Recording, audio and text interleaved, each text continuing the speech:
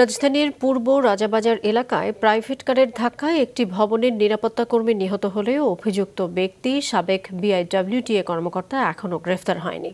Police বলছে এটি হত্যাকাণ্ড কিনা তা খতিয়ে দেখা হচ্ছে। মাহমুদুল হাসানের রিপোর্ট।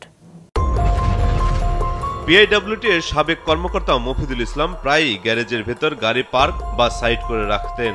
বৃহস্পতিবার অফিসে যাওয়ার আগে আনুমানিক সকাল ৮টার দিকে চালকের কাছ থেকে গাড়ির চাবি নিয়ে নিজে ড্রাইভিং সিটে বসেন।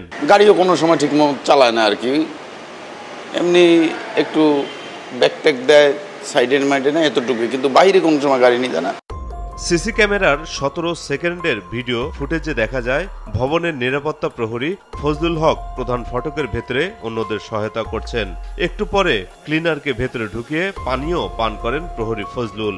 এর মধ্যে মফিদুল ইসলাম গাড়ি স্টার্ট করে আছেন লিফটের পাশেই। বের হবেন এমন প্রস্তুতিতে দারোয়ান ফজলুল গেট খোলার জন্য এগিয়ে যান। এর মধ্যে গাড়িটি গেট ভেঙে বেরিয়ে যায়।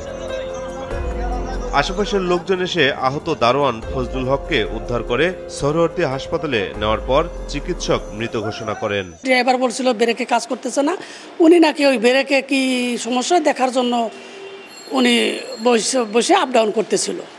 এখন ওই আপ ডাউন করতে করতে উনি ভুল ধারণা করে যাচ্ছে, উনি ভুলে মনে হয় ওই ব্রেকে চাপ না দিয়ে অ্যাক্সিলারের চাপ দিয়ে উনি কন্ট্রোল না করতে পারে গাড়ি ছুটছে আর উনি ঠেকাইতে পারে না। ড্রাইভার ছিল, ড্রাইভার গাড়ি যখন অ্যাক্সিডেন্ট হয় না, ড্রাইভার পিছে পিছে দৌড়াই গেছে। ভিডিওটা আপনি দেখছিলেন কিনা? হ্যাঁ ভিডিওটা দেখছি। ওই ড্রাইভার যে পিছে পিছে দৌড়াই গেছে না, ওইটাই তার ড্রাইভার ছিল। আমি গেঞ্জি গুঞ্জি খুলে কলকাতার আমার মাথা ব্যথা করতেছে, একে উনিও খুব একটা টেনশনের মধ্যে আছে। উনি তখন আমাদের সামনে দাঁড়ানো। না না, উনির তেমন কিছু উনি করলে আমার বুকে চাপ লাগছে, ব্যথা করে। পরে উনি গাড়িতে বাইরে গেল, বাইরে আমরা ধরলাম।